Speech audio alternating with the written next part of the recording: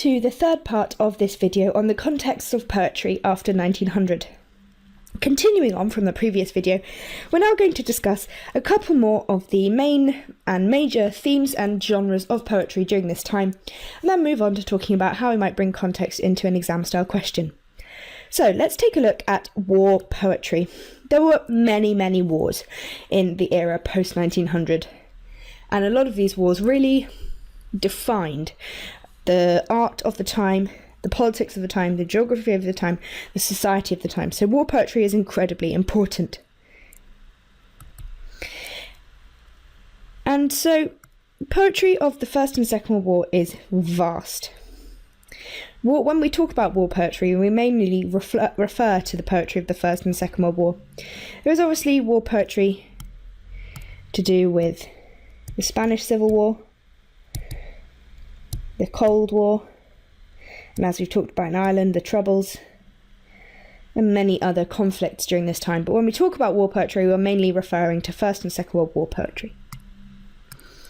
Much of it portrays the real human and individual tragedy of war that you wouldn't have seen in the propaganda of the time. It talks about the individual human loss. Some of it rails against the poor tactics and politics of the time. And many war poets had been to the front line themselves and wanted to express what they had seen and how they felt. For a more in-depth discussion of war poetry, please go and watch my video on World War I and poetry.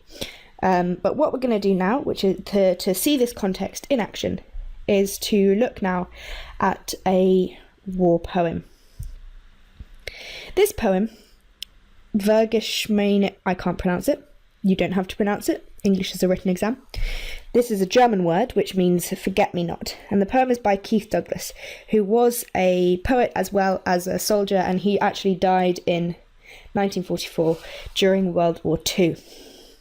So I'm just going to scroll through this poem now so that you can read it before I analyse it.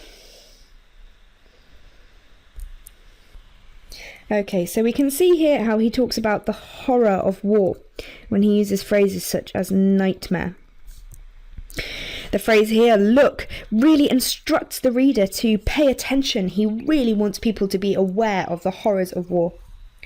And this poem is very interesting because it talks about the enemy. It talks about German soldiers. And here he's talking about a photo of a dead German soldier's lover, which actually presents the enemy as human, as capable of having relationships. And what a lot of the propaganda of the First and Second World War did was present the enemy as these kind of inhuman, evil forces.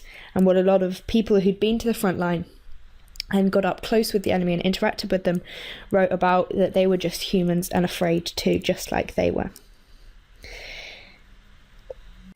Hey guys, I hope you enjoyed the video.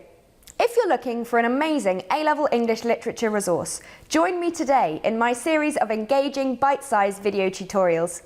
Together, we will concisely cover all the important concepts required by your exam board specification, as well as practically apply what we have learnt through exam-style questions, focusing on how best to structure your answers in order to maximise marks. See you soon. And together, let's make A-level English literature a walk in the park.